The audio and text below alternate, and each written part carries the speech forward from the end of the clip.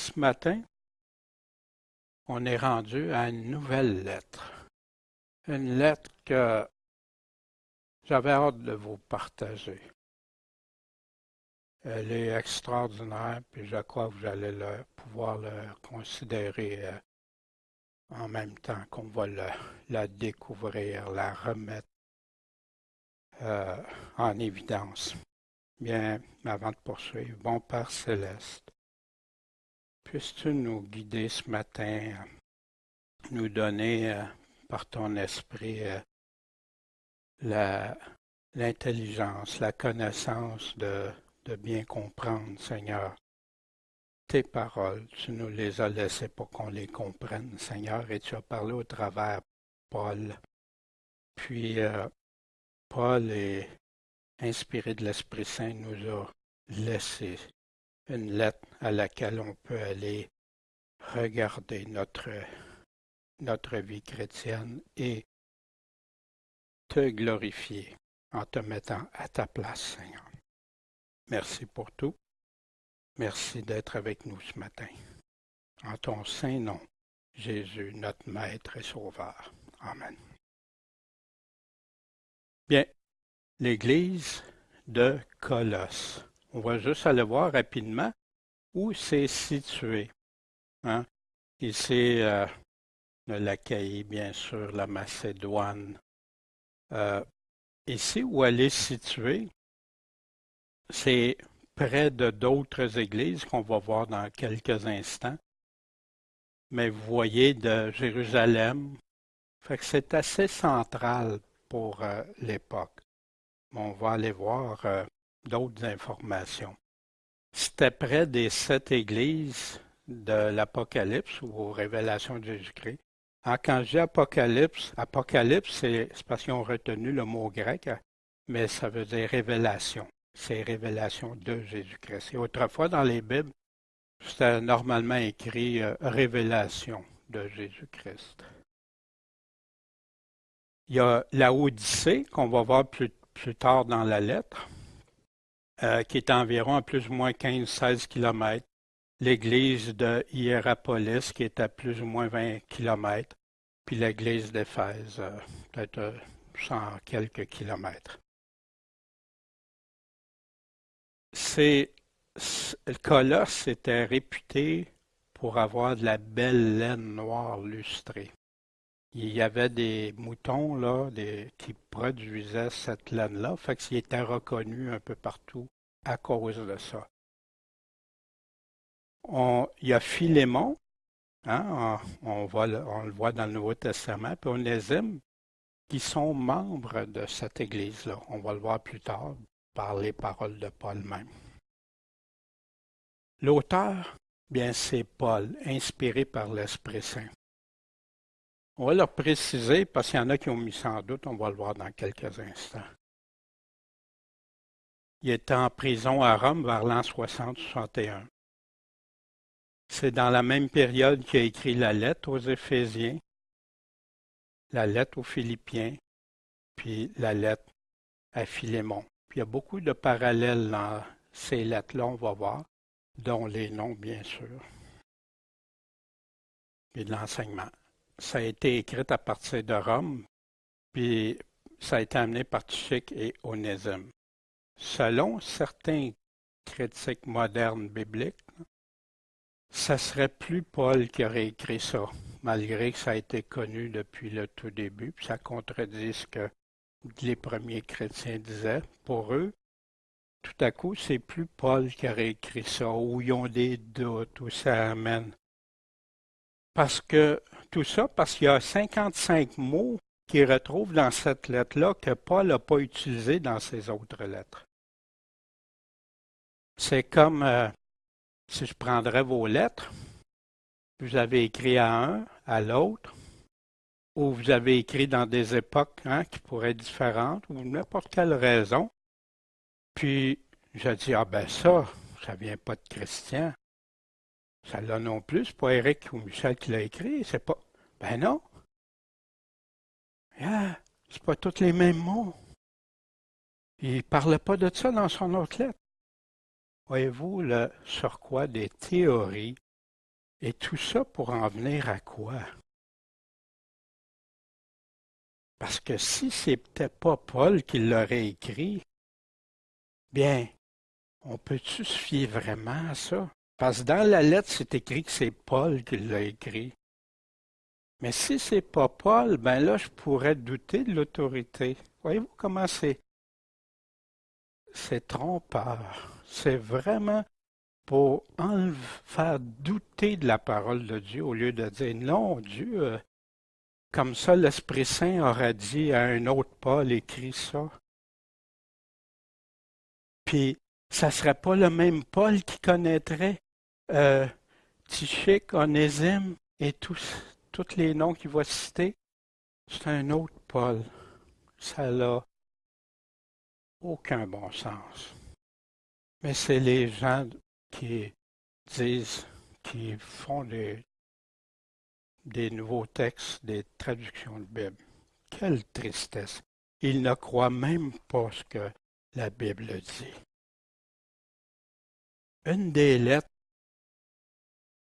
la lettre aux Colossiens, c'est celle qui illustre le plus clairement et puissamment qui est Jésus-Christ. Vous allez voir, après que tu fasses attention, que tu regardes ce que Paul est en train de dire, wow! S'il y avait des doutes, là, c'est quoi la parole de Dieu, ces doutes-là vont tous s'effacer. Jésus-Christ est Dieu, est la parole de Dieu, est le chef de l'Église, la tête, est le Sauveur. Puis c'est celui qui a tous les attributs que Dieu, le Père, lui a donnés. Sa prééminence, sa suprématie, ce qu'il a fait pour ceux qui lui sont fidèles. La lettre aux Colossiens nous parle de ça. Il parle aussi qui et comment sont ceux qui ont et vivent fidèlement dans la foi. On va voir ça. Paul décrit très bien ce que c'est les vrais chrétiens. Attention, on va voir ça à partir du chapitre 2, les faux enseignements et les séductions qui sont fondées sur des rites, des rituels, les rites de la loi, surtout ici qui va nous parler, le mysticisme, des cultes aux anges, des expériences personnelles, des démonstrations d'ascétisme. Ben, j'ai l'air tellement d'être, regarde, moi je touche à rien, même je me flagelle pratiquement, là. Hein, non, non, moi je prends rien de la vie du monde, puis tout ça, mais pousser pour arriver à amener des gens à séduire, ils font preuve d'humilité. Mais pour amener où? Fait que Paul va nous le dire, ça va nous le décrire. Paul parle aussi que si on est mort à l'ancienne vie, puis on va voir qu'est-ce qu'il veut dire par là. Là, on est caché en Christ. Puis il nous dit quoi et où regarder. Puis comment un chrétien marche, agit et accomplit. Cette lettre-là, de 4 petits chapitres, nous donne une synthèse, l'essence même au niveau de l'Évangile. À partir du chapitre 1, Paul dit, Paul, apôtre de Jésus-Christ. Fait que si on peut douter tout de suite de ça, pourquoi lire le reste de la lettre? Vous comprenez qu'est-ce que les dégâts que ça fait quand tu rentres des idées dans les gens, puis les gens, wow, ils sont sages, intelligents, des grands théologiens ou scribes ou etc. Paul, apôtre de Jésus-Christ, par la volonté de Dieu et le frère Timothée. Je pense qu'il n'y en a pas beaucoup de Paul et Timothée ensemble hein, qu'on retrouve dans l'histoire chrétienne au début de l'Église. Et aux saints et frères fidèles en Christ. 3 mots ici. À qui s'adresse? À ceux qui sont saints, sanctifiés, mis à part pour Christ, qui sont frères les uns les autres, frères et sœurs bien sûr, Puis, ils sont comment en Jésus-Christ? Fidèles en Jésus-Christ. Qui sont à Colosse.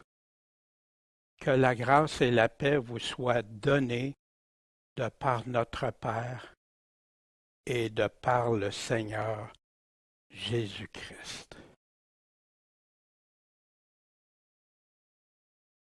Après cette brève introduction, il continue, nous rendons grâce à Dieu, qui est le Père de notre Seigneur Jésus-Christ, notre Seigneur.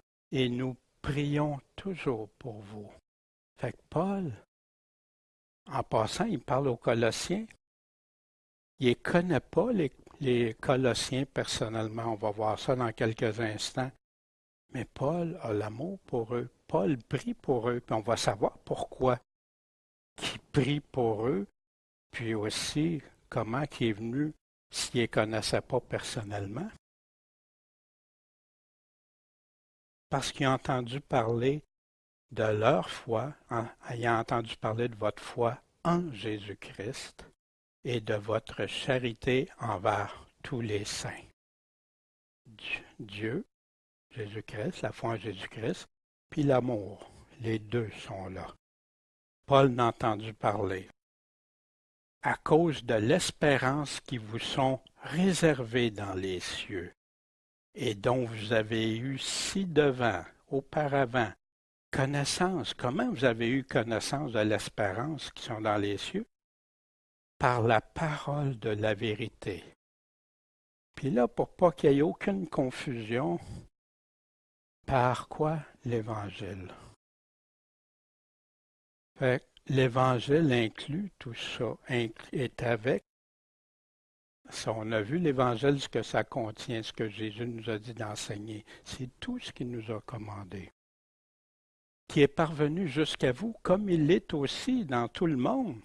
Ben oui, l'Évangile, même à l'époque de Paul, était rendu dans le monde connu. Ça s'était répandu à partir du début. Les 3000 qui avaient entendu parler dans leur propre langue, qui avaient répandu ça. Après ça, les 10 000 conversions de disciples. Puis après ça, ben, la persécution, les persécutions et tout ça qui a fait étendre l'Évangile. Et il y fructifie, de même que parmi vous, depuis le jour que vous avez entendu et connu la grâce de Dieu dans la vérité. Puis, leur foi ne peut provenir que d'une seule place. La foi vient de ce qu'on entend, mais ce qu'on entend doit provenir de la parole de Dieu, dans la vérité. Comme vous avez été instruits aussi par Épaphras, donc Épaphras, c'est lui qui les a amenés à l'Évangile de Christ, à connaître cette grâce-là, à connaître l'Évangile de vérité, à marcher pour l'Évangile de vérité. Notre cher compagnon de service, qui est fidèle ministre de Christ pour vous. Ministre en serviteur, c'est la même chose. Il est ministre de Christ pour vous. Cet homme-là a bravé plein de choses pour aller porter. Puis, quand Paul écrit à Philémon, qui a été écrit dans le même temps, Épaphras, mon compagnon de captivité en Jésus-Christ. Fait qu'Épaphras était rendu où? En prison avec Paul à Rome. Et qui nous a appris quelle est la charité que vous avez, comment? Par le Saint-Esprit. L'amour qu'on a les uns par les autres nous vient d'où? Le véritable amour par l'Esprit Saint.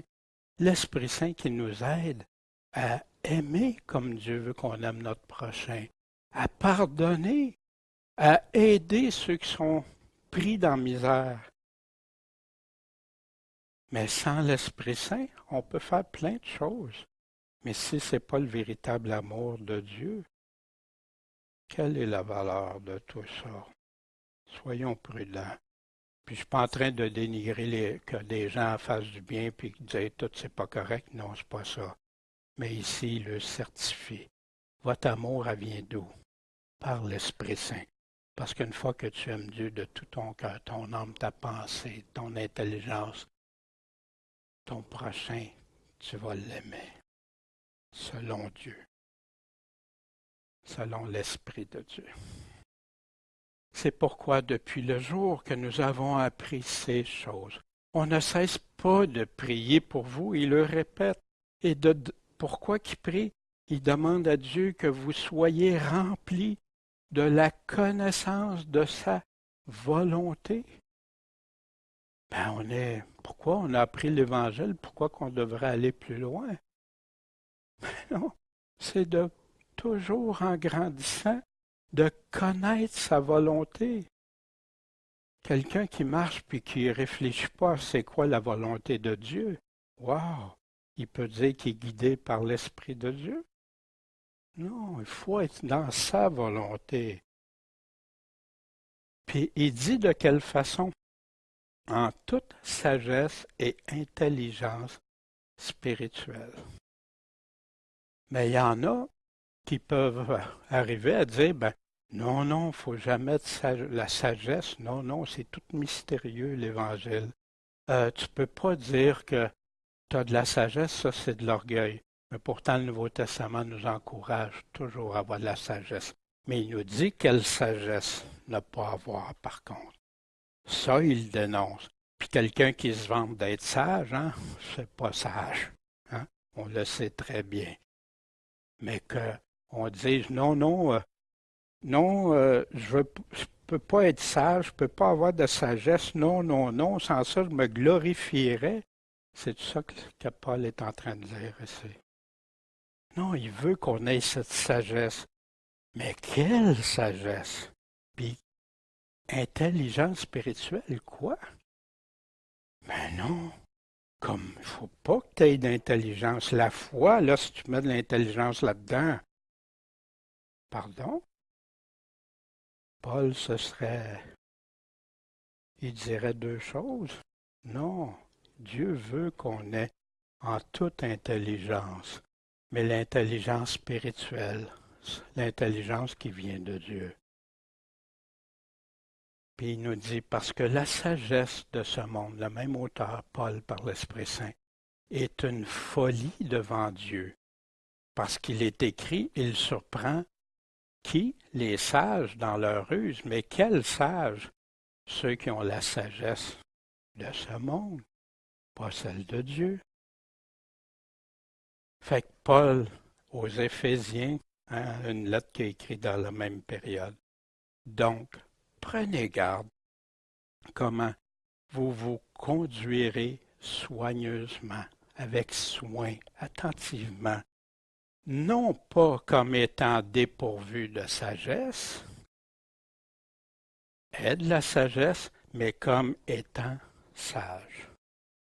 On a besoin de la sagesse, on a besoin pour comprendre sa volonté, on a besoin pour savoir discerner entre le bien et le mal, on a besoin de sa sagesse pour nous aider à marcher comme lui veut qu'on marche. En toute sagesse spirituelle et intelligence spirituelle, mais comment? Mais Dieu nous les a révélés comment? Par son esprit. Fait qu'il y en a qui restent ça là, fait que c'est l'esprit me l'a révélé. Fait que c'est ça. Puis c'est vrai, l'Esprit Saint nous révèle. Sans l'Esprit Saint, on n'a pas la sagesse, l'intelligence qui vient de Dieu. Car l'Esprit sonde toutes choses, même les choses profondes de Dieu. Car qui est-ce des hommes qui sachent les choses de l'homme, sinon l'Esprit de l'homme qui est en lui? La même chose aussi, nul n'a connu les choses de Dieu, sinon l'Esprit de Dieu. Ben oui, l'Esprit de Dieu connaît tout. C'est son esprit. Or, nous avons reçu non pas l'esprit de ce monde, mais l'esprit qui est de Dieu. Pourquoi? Afin que nous connaissions les choses qui nous ont été données de Dieu. C'est quoi qui nous a été donné de Dieu? On va continuer. Lesquels aussi nous proposons non pas avec les paroles avec ces paroles-là que la sagesse humaine enseigne, mais avec celle qu'enseigne le Saint-Esprit. C'est quoi celle? C'est les paroles qu'enseigne le Saint-Esprit. C'est ça que Paul est en train de dire. Où le Saint-Esprit a enseigné ces paroles-là? Dans la parole de Dieu. C'est ses paroles. Fait ici, il continue. Celle qu'enseigne le Saint-Esprit, appropriant les choses spirituelles. Mais à qui? À ceux qui sont spirituels, à ceux qui ont l'Esprit. Or, l'homme animal ne comprend pas les choses qui sont de l'Esprit de Dieu, car elles lui sont une folie. Il ne peut même pas les entendre, parce que ça discerne spirituellement. Vous savez, des fois on entend ça dans des églises. Ah, je ne comprends pas la parole de Dieu, c'est tellement compliqué, mystérieux. Mais si c'est ça, va voir, demande à Dieu, demandons, cherchons. Il va nous le montrer, mais à ceux qui ont le cœur ouvert pour ça. On a tous commencé là en quelque part. On a tous cheminé comme ça. Mais c'est quoi qui a fait la différence quand on a ouvert notre cœur, quand on a été avec Dieu, on a dit, Dieu, tu me dis, cherche, je vais trouver, demande, tu vas recevoir, puis frappe, on va t'ouvrir. Là, tu les as.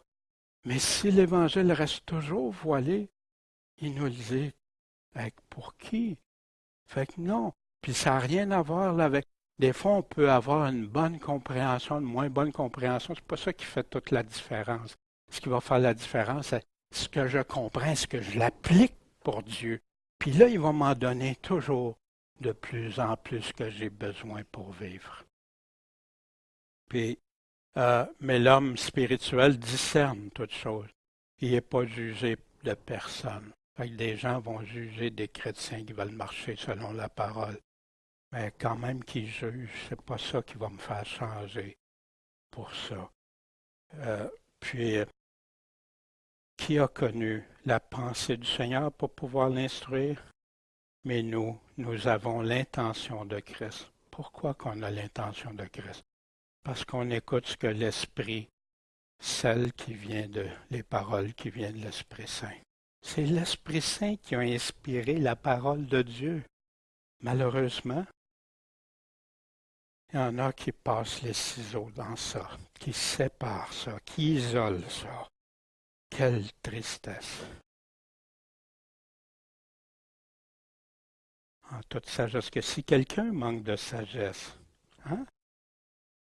Oui, moi en tout cas, j'en manque de sagesse, j'en ai besoin, j'en veux toujours plus, Seigneur. J'en ai besoin. Je veux pas être insensé, je veux pas aller dans d'autres voies ailleurs. Qu'il la demande à Dieu, qu'il la donne à tous libéralement, librement, et qu'il ne la reproche pas. Puis elle lui sera quoi? Donnée. On veut cette sagesse-là, on lui demande. Puis y a-tu quelqu'un sage et intelligent qu'il fasse voir ses actions par une bonne conduite avec une douceur et sagesse? Wow! Tu veux être sage et intelligent? Montre-les par tes actions, ta conduite. Ce n'est pas là la sagesse, hein? Quand il parle, il y a une sagesse qui est sensuelle, qui est de nos sens. Notre chair, notre moi, elle est diabolique, mais la sagesse qui vient d'en haut est premièrement quoi? Pure. C'est quoi pur? Elle n'est pas contaminée. On enlève ce qui est la contamination. Ensuite, pacifique, modérée, traitable, pleine de miséricorde et de bons fruits, ne faisant pas beaucoup de difficultés, et aussi comment? Sans hypocrisie. Sans intelligence, Jésus spirituel, Jésus disait, mais vous êtes aussi sans intelligence? Il disait à ses disciples, ne comprenez-vous pas que tout ce qui entre de dehors dans l'homme ne peut le souiller? Jésus appelle Ici, l'aimer de tout son cœur, de toute son intelligence, toute son âme. Intelligence et pensée, hein, c'est des synonymes. Et toute sa force, et d'aimer son prochain comme soi-même, c'est plus que tous les holocaustes et sacrifices. Fait que ceux qui disent que la foi, là, tu dois te détacher d'intelligence, que c'est juste, il faut absolument que tu aies la foi sans réfléchir, sans penser, sans rien. C'est pas ça que la Bible nous dit. Non, notre foi doit être bâtie sur l'intelligence spirituelle que Dieu nous donne. Puis avec l'intelligence que lui-même nous a donnée, on peut regarder ça et étudier. Puis il y en a que leur cœur est destitué d'intelligence, qui a été rempli de ténèbres.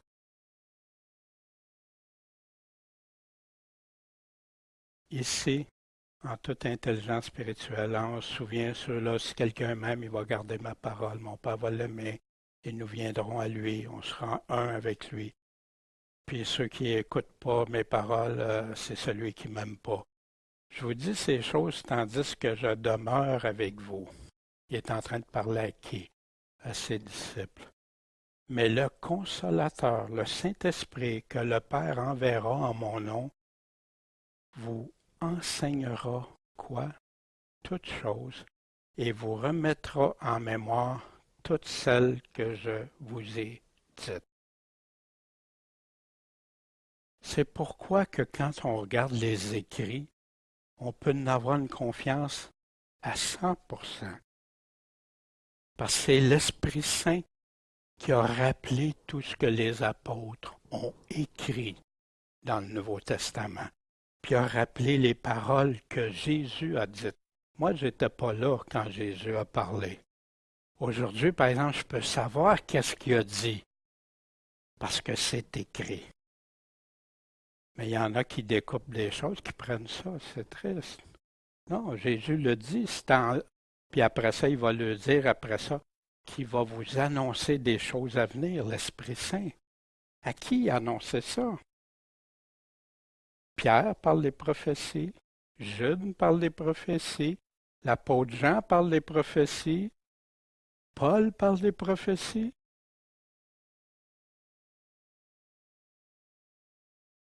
Puis il continue. Pourquoi ça, cette intelligence spirituelle et cette sagesse? Afin que vous vous conduisiez dignement,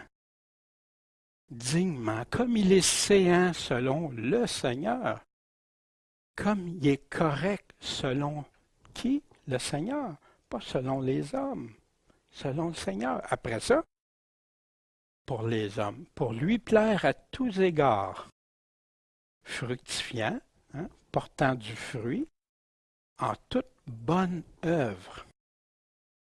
Une œuvre, ça va produire un fruit, ça produit un résultat. Hein? Un arbre, il produit des résultats. Mais ça prend, s'il y a des mauvais fruits, c'est pas un bon fruit. Il fructifie, mais c'est pas bon. Mais s'il fructifie avec des bons fruits, wow! Aimez-vous ça, des belles pommes, là, quand elles sont juteuses, ici, tu les prends, tu as juste à les tourner un peu, puis plus tu croques dedans, là, ça sort de l'arbre, ou des poires, ou des choses comme ça. Wow! Mais quand tu en prends une, ça goûte mauvais, ou ça goûte pas ce que tu... Comment tu réagis? Ou qui sont trop sûrs, ils sont pas mûrs.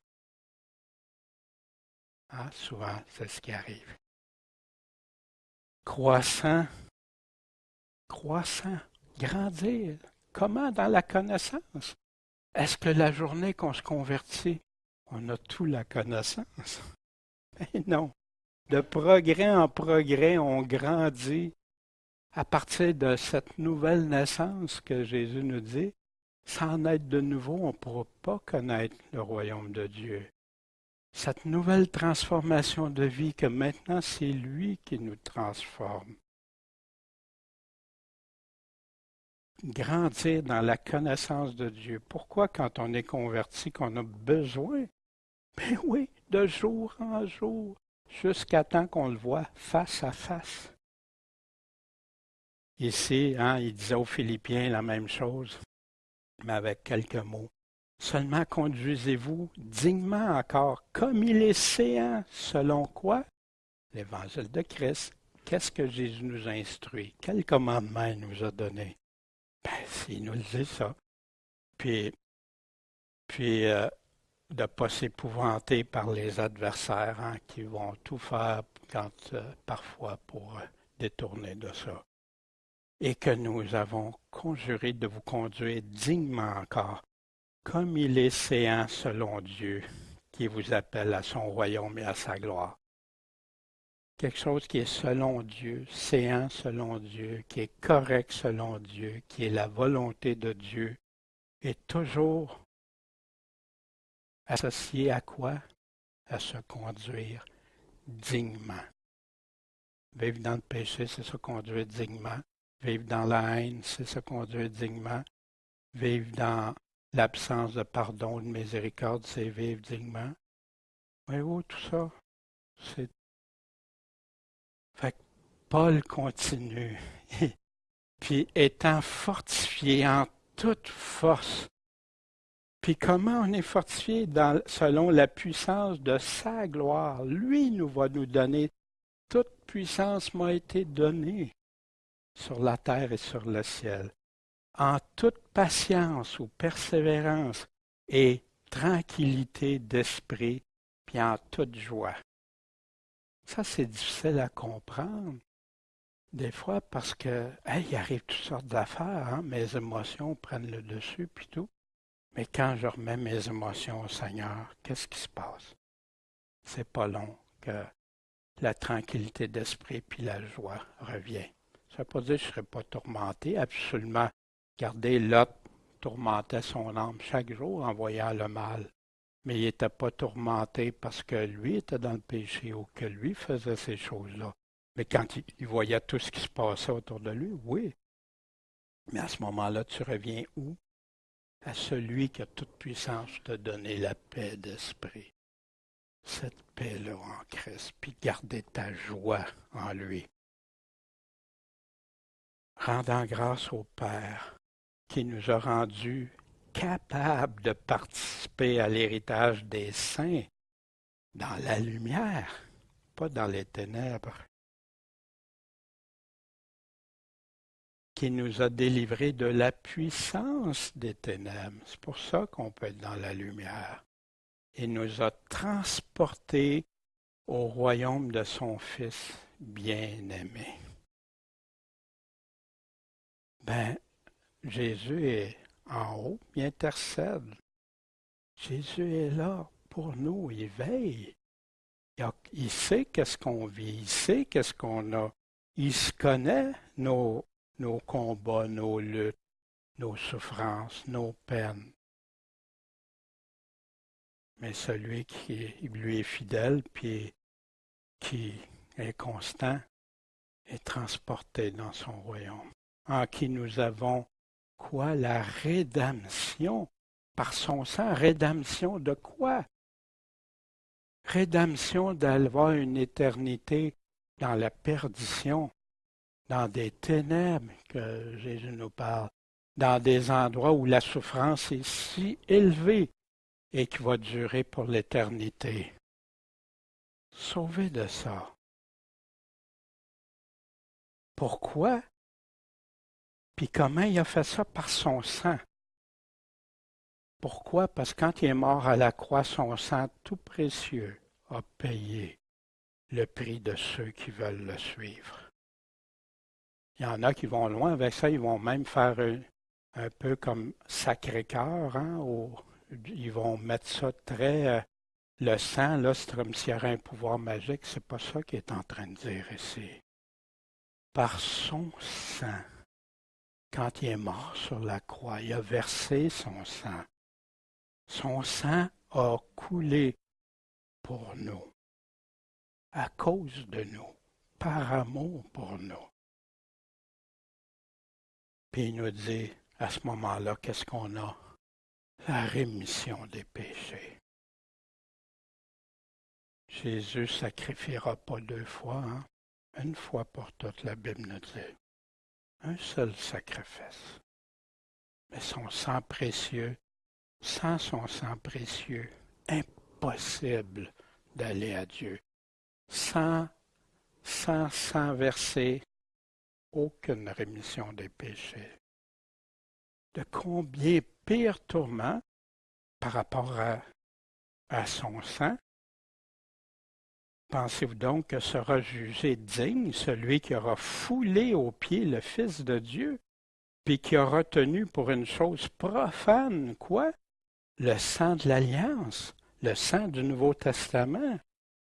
Cette nouvelle alliance, de qui? De Jésus-Christ, par lequel il avait été sanctifié. Il y en a qui disent que c'est impossible, un coup que tu as été pardonné, que...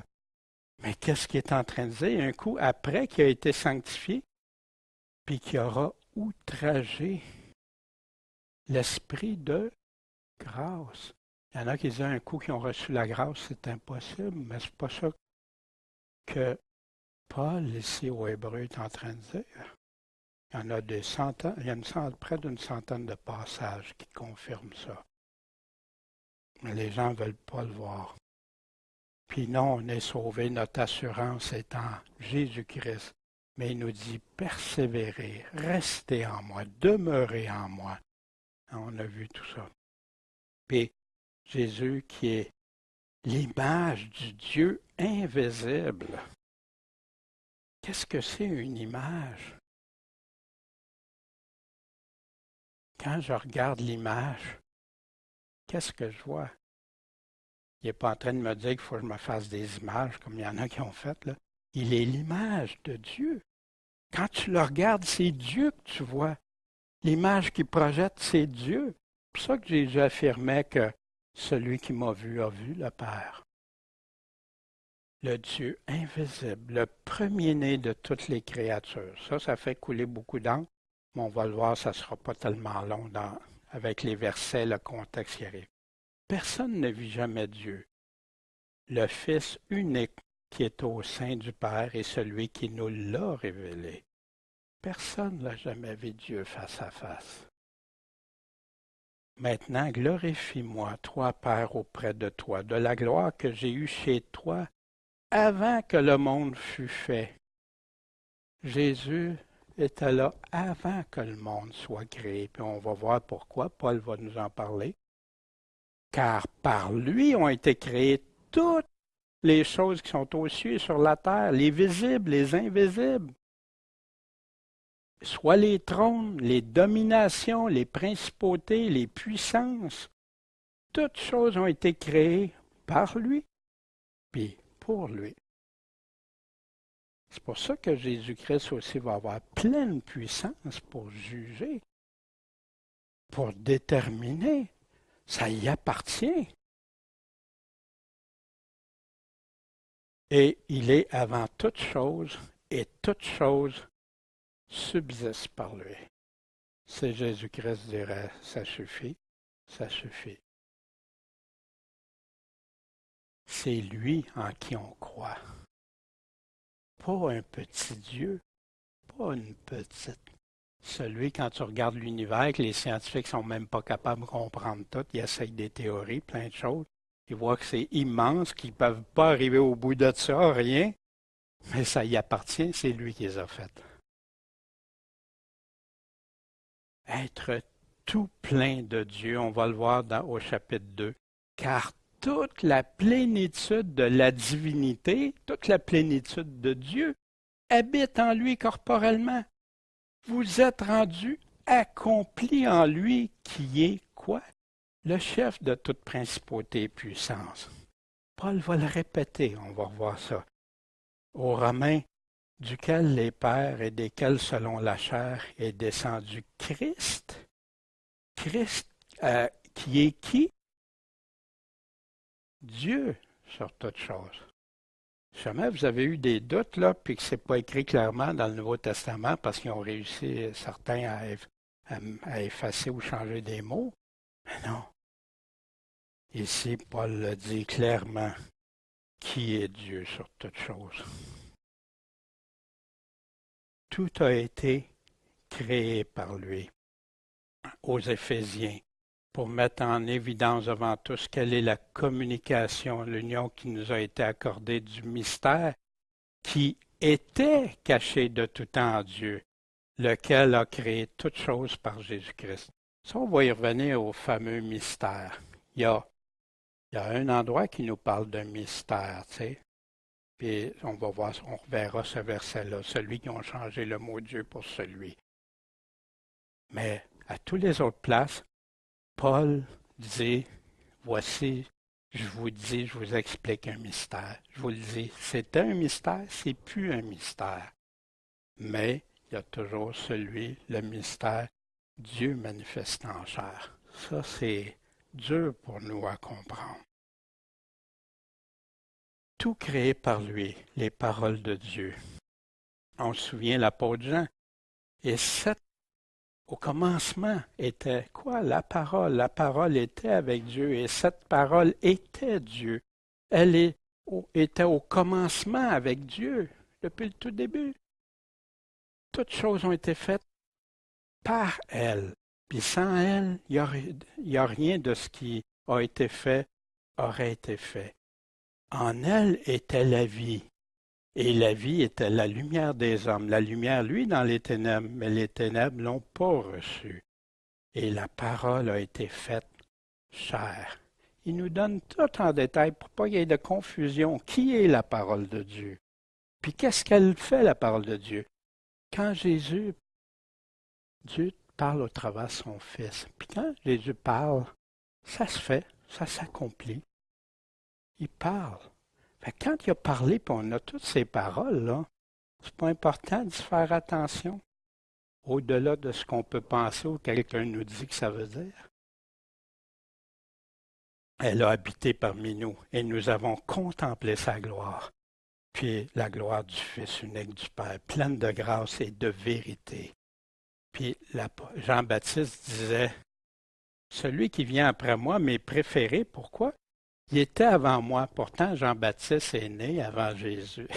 Voyez-vous, c'est intéressant quand on fait attention des fois à des paroles. Son nom, la parole de Dieu, hein? On regarde dans la révélation de Jésus-Christ, hein?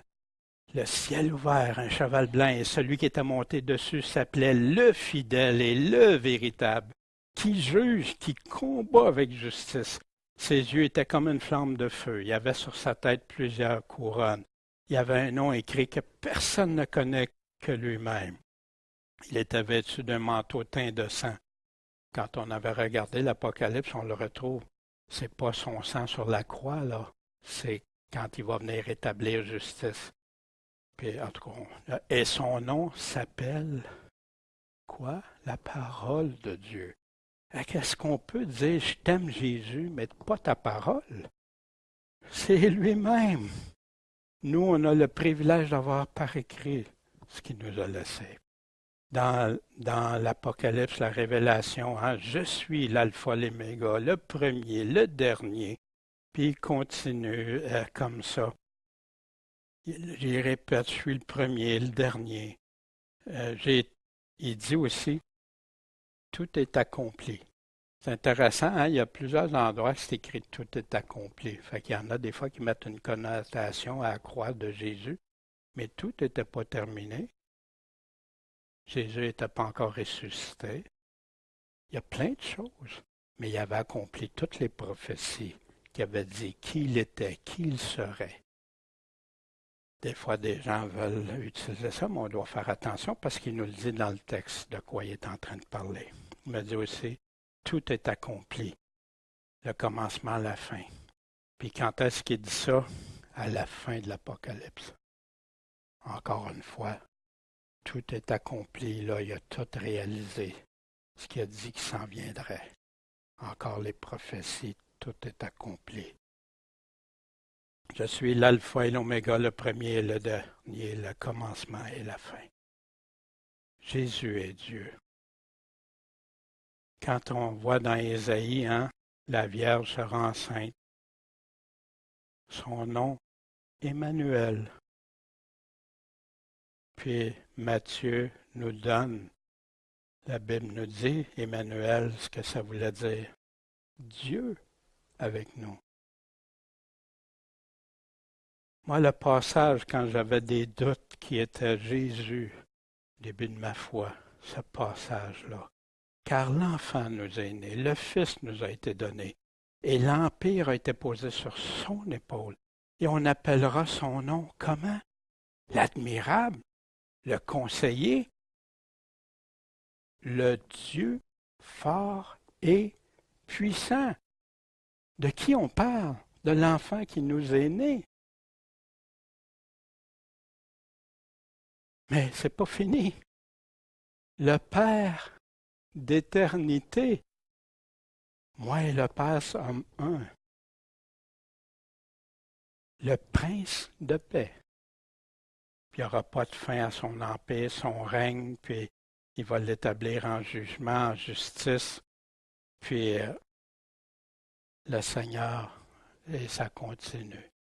Wow, ça m'a fait tellement de bien, parce que je doutais de Jésus. Il dit qu'il est Dieu, que je sais, c'est mon Dieu, je dois-tu croire à ça ou pas? Je parle au début, c'est de ma recherche. Puis après, wow, ça m'a fait tellement de bien. Les doutes. Paul est la divinité de Jésus. Quand il cite ici, encore ça, il y en a qui disent, ben Paul, hébreu, c'est pas Paul qui l'a écrit. En tout cas, pour d'autres raisons, mais en tout cas. Mais quant au Fils, de qui il parle, Fils Jésus-Christ? Ô Dieu,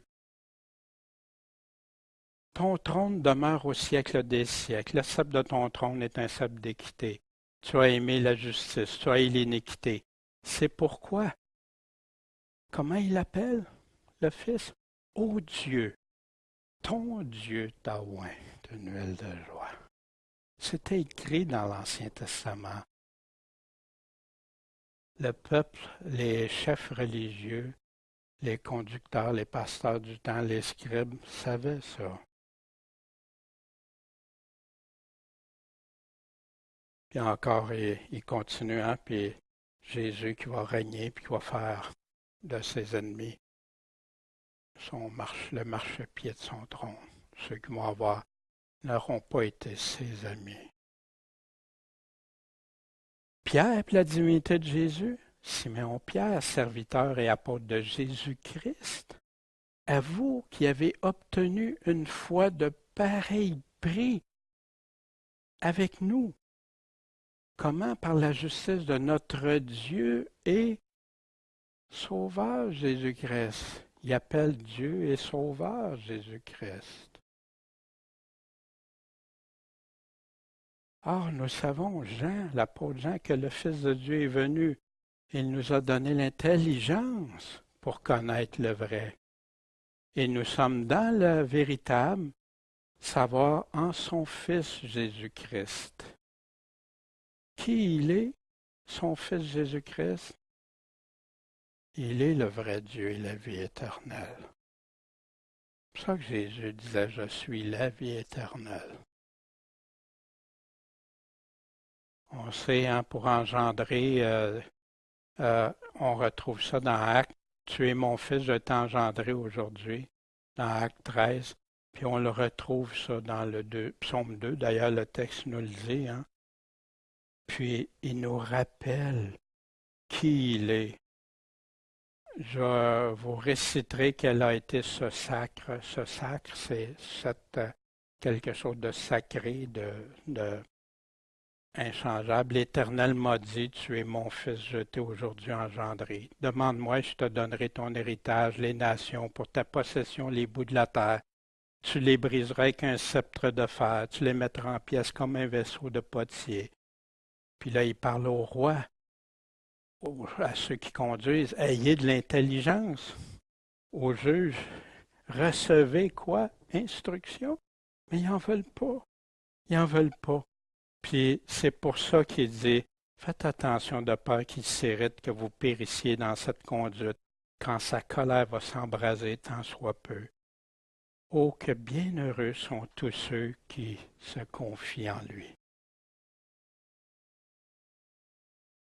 Hein, puis les prémices, hein, c'est ce qu'il y a en premier, avant tout, la base de tout, mais chacun en son rang. Les prémices, c'est Christ. Il parlait de quoi? De la résurrection? Qui a un corps ressuscité? Le seul qui a ce corps-là actuellement, selon ce que l'Évangile nous dit. Puis ceux qui sont de Christ seront vivifiés quand? À son avènement. Il nous a de sa propre volonté engendrés comment?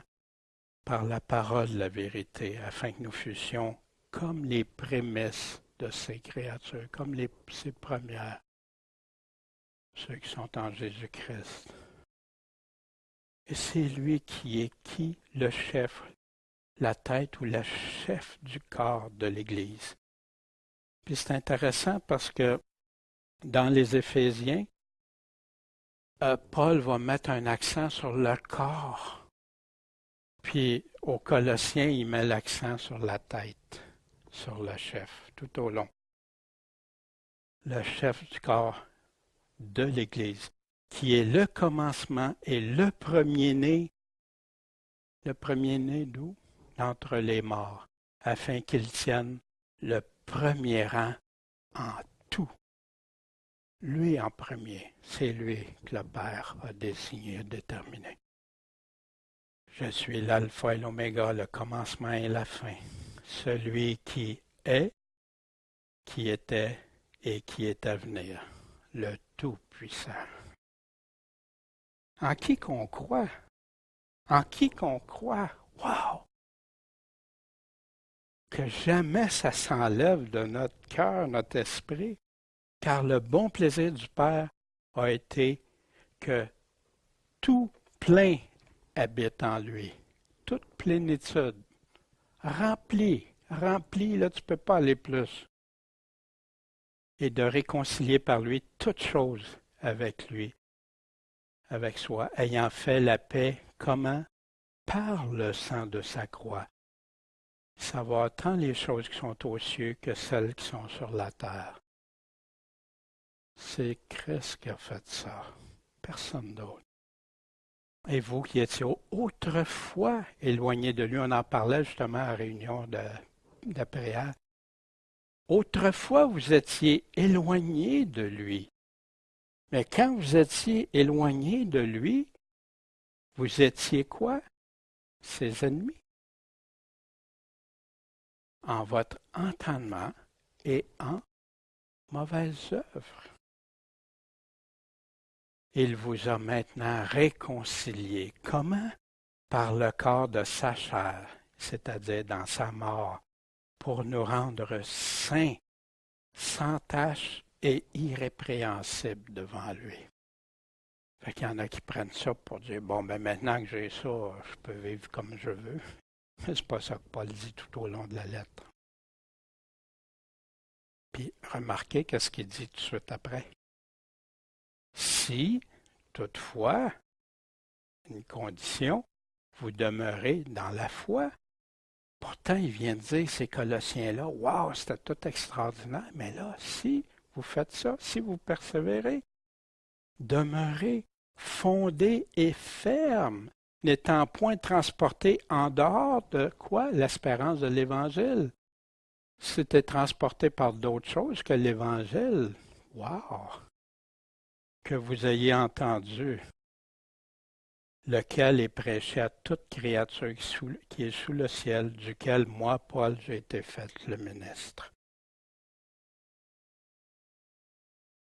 Je me suis donc maintenant réjoui en mes souffrances pour vous, et j'accomplis le reste des afflictions de Christ dans ma chair pour son corps qui est l'Église.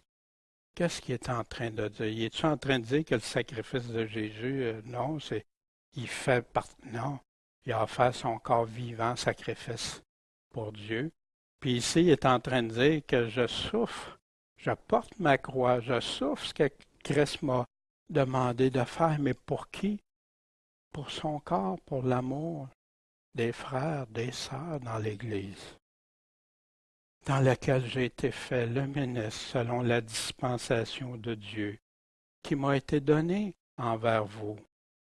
Pour quoi faire? Pour accomplir la parole de Dieu, pour la rendre accomplie. Le mot parfait accompli, on le voit souvent ensemble. Savoir le mystère qui avait été caché de tous les siècles et dans tous les âges, mais qui est maintenant manifesté, maintenant révélé à tous ses saints, auxquels Dieu a voulu donner à connaître. Voyez-vous, le mystère, si tu mets les mots en contraste, tu dis, regarde, là, c'est plus un mystère, Paul le dit. Quelles sont les richesses de la gloire de ce mystère parmi les gentils? À savoir, Christ, qui a été prêché parmi vous et qui est l'espérance de la gloire. Sans connaître ce mystère-là de Christ, comment tu peux atteindre la gloire de Christ? Comment tu peux être avec lui? Lequel nous annonçons en exhortant tout homme, puis toujours en enseignant tout homme en toute sagesse, afin que nous rendions à tout homme comment? Parfait en Jésus-Christ, accompli en Jésus-Christ, réalisé en Jésus-Christ. Wow! Puis, voyez-vous, Paul il dit, nous annonçons. Nous l'annonçons comment? En toute sagesse. Paul était-tu orgueilleux quand il disait ça? Mais non, parce que c'est ça que Dieu lui a demandé de faire, en toute sagesse de Dieu. À quoi aussi je travaille en combattant selon son efficace, sa puissance qui agit puissamment en moi.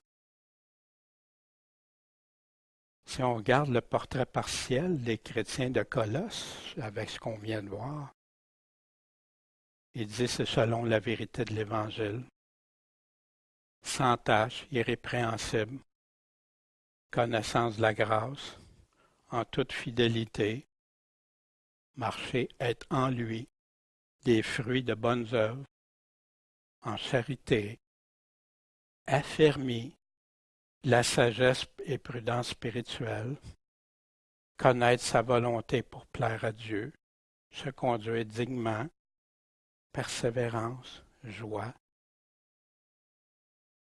C'est ça que Paul vient de décrire.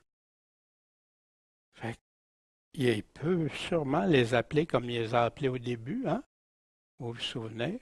Saints, frères et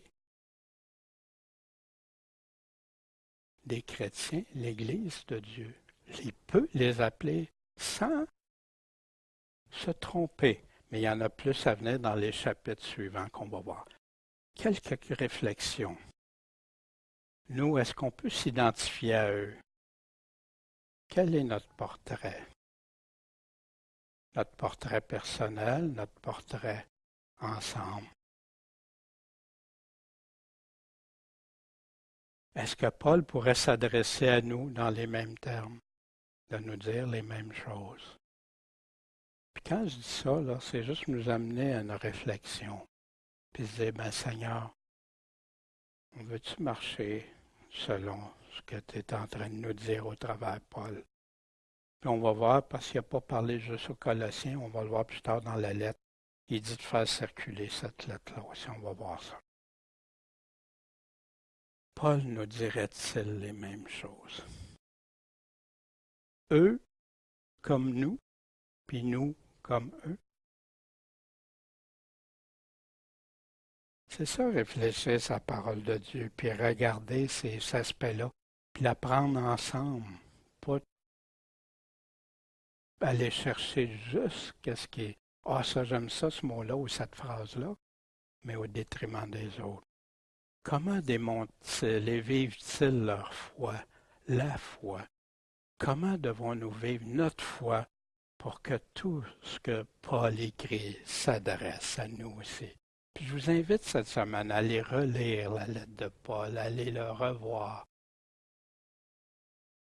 Pourrions-nous nous approprier les paroles de Paul sans tenir compte de tout ce qu'il leur dit?